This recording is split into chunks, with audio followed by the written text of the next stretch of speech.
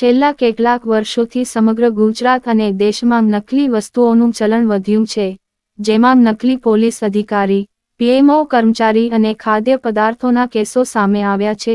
હવે બાકી રહી ગયું હતું તો કડીમાં નકલી દારૂની મિની ફેક્ટરી ઝડપાઈ છે. જાણીને નવાઈ લાગશે કે એક ખેતરના ઓરડામાં આ મિની ફેક્ટરી ધમધમતી હતી અને પોલીસને ગંધ ન આવે તેમ બુટલેગરો બેફામ દારૂનું ખુલ્લેઆમ વેચાણ કરી રહ્યા હતા. પોલીસે દરોડો પાડી 2 શખ્સની ધરપકડ કરી છે, સાથે જ 100થી વધુ લીટર નકલી દારૂ જપ્ત કર્યો છે. પ્રાપ્ત વિગત મુજબ, કડીના અચરાસણ ગામની સીમમાં આવેલી વિશ્વરાજ રબર ઇન્ડસ્ટ્રીઝ નામની ફેક્ટરીની સામે એક ખેતર આવેલું છે, જેમાં ઓરડી છે. તેની અંદર કેટલાક શખ્સો કેમિકલ મિક્સ કરીને વિદેશી દારૂ બનાવી રહ્યા છે તેવી કડી પોલીસને માહિતી મળી હતી. આથી પોલીસે રેડ પાડતા વિદેશી દારૂ બનાવતી મિની ફેક્ટરી મળી આવી હતી.